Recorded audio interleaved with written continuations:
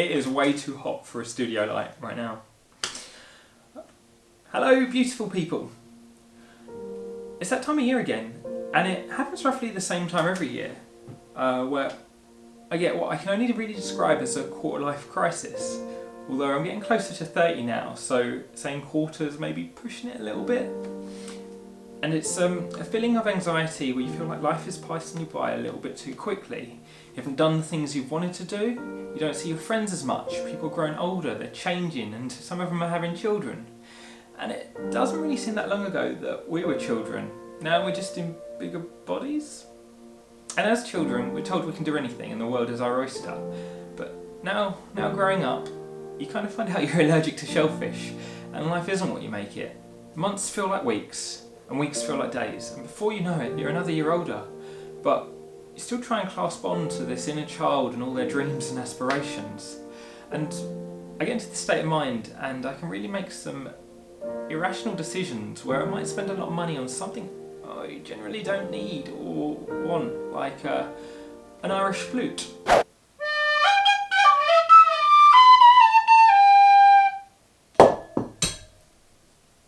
Okay, maybe something a little bit more exciting than a piece of tin.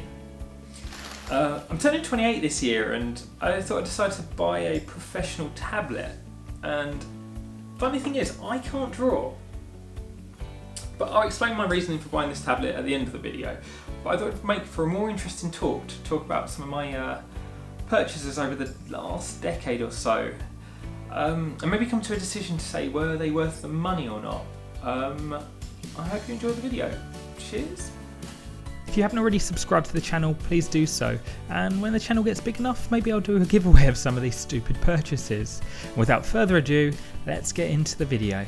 I thought I'd start with the purchase that I get the most stick from my friends. They are currently hidden in the back of my basement, unused for the last 9 years. They are called the Skyrunners. I was surprised to find them still online for sale for $400 in 2019, as I bought mine for 40 quid at a boot sale about 10 years ago.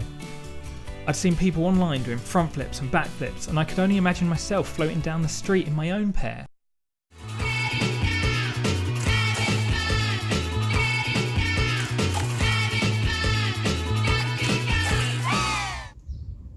So there isn't much good footage online for Skyrunners, so it gave me a reason to go out and use them again, maybe for the last time. And I'm not ashamed to admit, but these were really fun.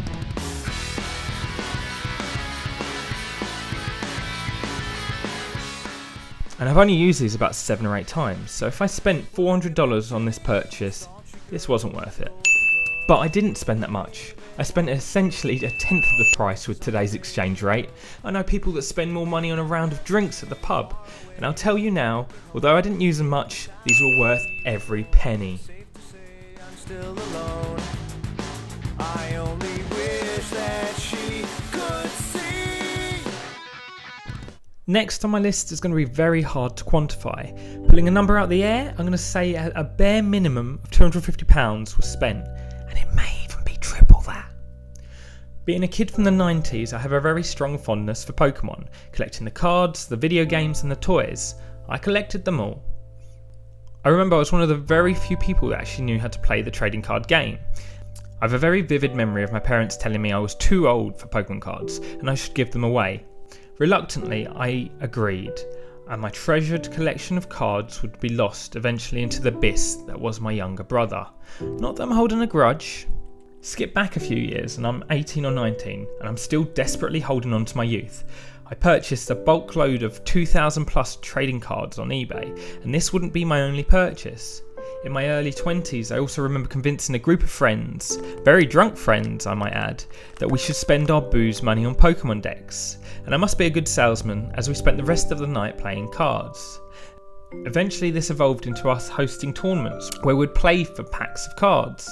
And although to this day the group is a lot smaller, we still regularly meet up and battle.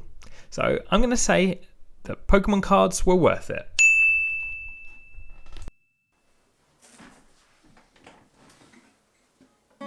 You may have noticed the Irish tin whistle in the intro of the video. I do own a few other instruments. Not to say that I can play any of them well. There is one instrument I do want to talk about in particular, the 12-string guitar, and by far it's one of the best sounding instruments I own. It was given to me as a gift, but I don't want to sound ungrateful, but I didn't get my money's worth, and here is my reasoning.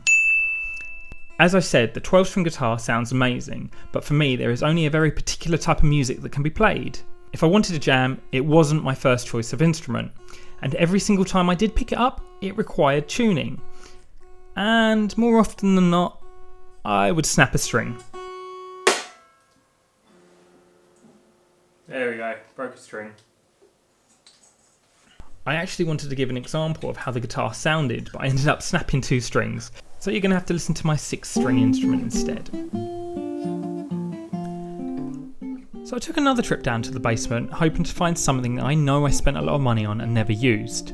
However, after 15 minutes of looking and not being able to find it, I decided the footage wouldn't be worth it. And that's because it was £100 worth of modelling clay and materials for the purpose of learning and then to practice something called stop motion. In case you don't know what stop motion is, I found a good example of the process playing now. As you can probably guess from my tone, I didn't use the materials at all, and to this day it's still hidden in the very depths of my basement. So if you're a regular watcher of my videos or one of my friends, you'll know the answer to this straight away.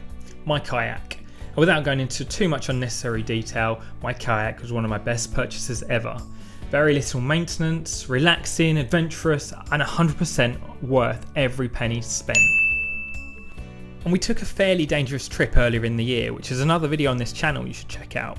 And despite being one of the most enduring experiences of my life, I still have no regrets. One regret I do have is buying a second-hand jump bike from a friend. I used it once, got a flat tyre and never used it again. I was able to retrieve some videos of me using it, still a waste of money. The last item on my list is a special one, which is the GoPro. Every item on this list someone has either implied I wouldn't use it or it is a waste of money. And the reason the GoPro is a special one is because it's the only time I've actually used something to prove a point. Back in 2012 when I purchased the GoPro, my friend told me I wouldn't use it and it was a complete waste of money. With the new year approaching, I made it my solemn vow right there and then that I would use the GoPro every single day for a year. And so I did. It was the birth of something I called my yearly film project, where I film the highlights of every single day. And to this year, 2019, it's still an ongoing project. I plan to finish it in 2020, 10 years later from when I started it. And admittedly I've changed the cameras during this time, but the GoPro is where it all started. Maybe I'll make a video going into a little more detail of my yearly project, but for now I thought I'd give a short summary of why it was one of my best investments. Not only did it inspire me to do something interesting every single day, but it inspired others. I had a friend who was a teaching assistant at the time, and after sharing my first year's project, he actually suggested it to the local secondary school. And the media department did something very similar, and the results from the kids was absolutely incredible. Directly and indirectly I made new friends and got in touch with some old ones. As the years went on, I was forever trying to better myself and challenge myself in ways I wouldn't otherwise. And this isn't necessarily a positive. I'm certain when I say, if it wasn't for this project, I would have not run a marathon, I wouldn't be doing parkour, nor would I have done a boxing fight. And this is to mention only a few things. The reason I say that is the people that helped lead me to those achievements were a direct or indirect result of me sharing my first video. My friend Taylor contacted me after the first video saying I should try free running. My friend Ollie inspired me to run a marathon after sharing my second video at work, and I don't think I would have had the confidence to do a boxing fight if it wasn't for these previous experiences. Sorry, I've rabbited on a bit there, but let's go back full circle to why I bought this tablet. Since a very early age, I've always liked the idea of making videos. Not always great videos, and sometimes just plain embarrassing. I used to make cartoons on something called 3D Movie Maker from the age of 7, and I've always loved the idea of being able to animate and tell stories. And I feel the easiest way for me to learn to animate would be in 2D. And if I need to learn to draw, then so be it. I have a very talented group of friends who are artists that I can lean on and will push me in the right direction if I need help. Also, I'm stubborn. So, thank you very much if you managed to watch this far into the video.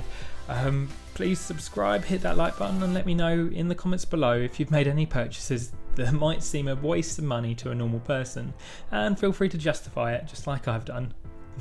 Thanks again. Bye bye.